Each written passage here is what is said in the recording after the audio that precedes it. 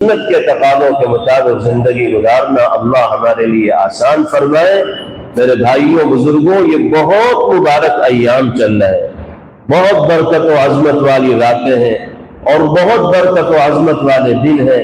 ایسی راتیں ہیں کہ پیغمبر علیہ السلام نے فرمایا کہ ذی الحجہ کی ان ابتدائی 10 راتوں میں ہر رات میں عبادت کا اہتمام شب قدر میں عبادت کے برابر ثواب رکھتا ہے۔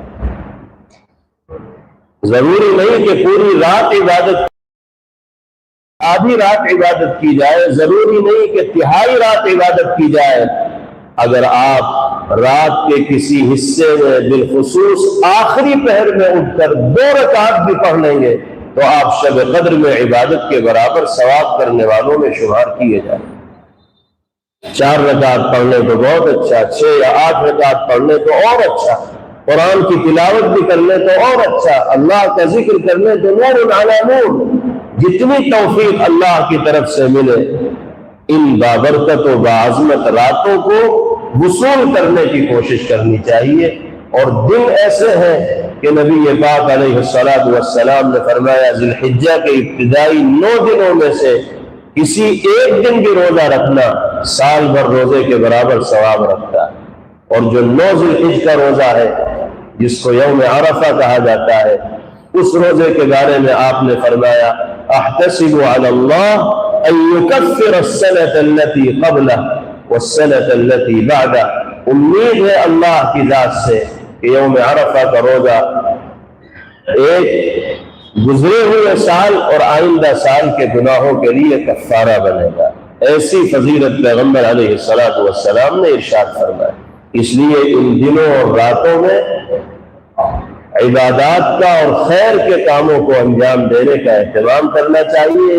جو نیکیاں ان دنوں میں کی جاتی ہیں وہ اللہ کو اتنی پسند ہے کہ سال کے دیگر مہینوں اور دنوں میں انجام دیے جانے والے اعمال صالحہ اللہ کو اتنے پسند نہیں۔ گناہوں سے بچنا چاہیے، ہر طرح کے گناہوں سے، زبان کے ہوں، نگاہوں کے ہوں، دل کے ہوں، کانوں کے ہوں، گناہوں سے دور ہو کر زندگی گزارے، نمازوں کی پابندی کا اہتمام کرے، اور جو اہم عمل ہے ان دنوں میں قربانی، اس کو بڑی دلچسپی اور ذوق و شوق کے ساتھ انجام دے۔ ہر صاحب نصاب مرد و عورت پر قربانی واجب ہے اور اس واجب کی ادائیگی میں کوتاہی نہ برتنی چاہیے، بلکہ دلچسپی کے ساتھ اس واجب کو انجام دینے کا اہتمام کرنا چاہیے۔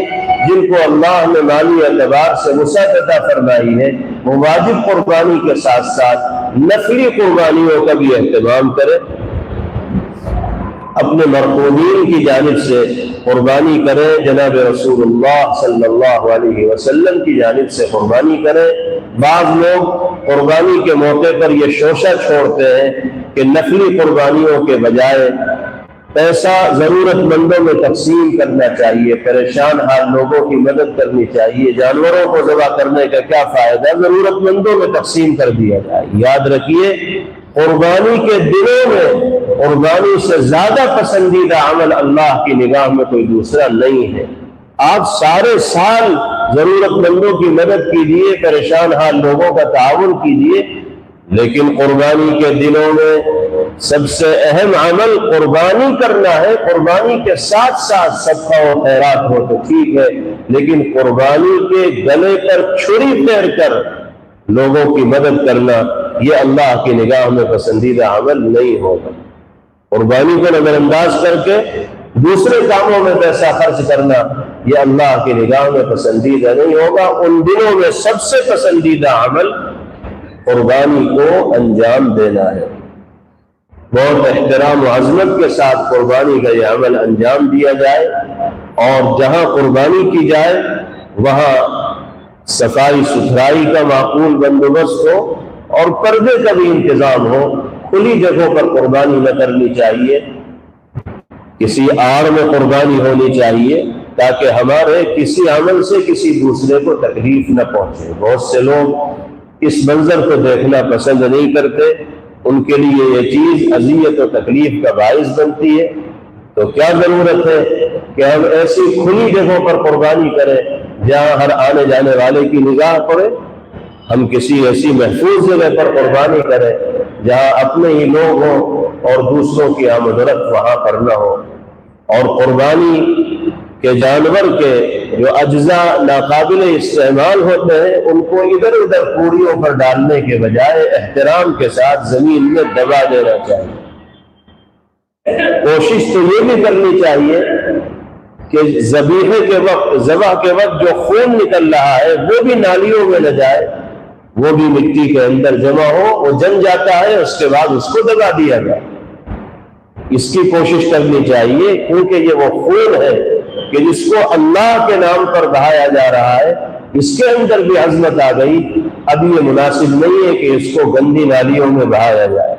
اس لیے ادب کا تقاضا یہ ہے کہ قربانی کے جانور کے خون کو بھی روک لینا چاہیے مٹی وغیرہ لگا کر، اور کچھ دیر میں وہ جم جاتا ہے، پھر اس کو زمین کے اندر دبانے کا اہتمام ہونا چاہیے۔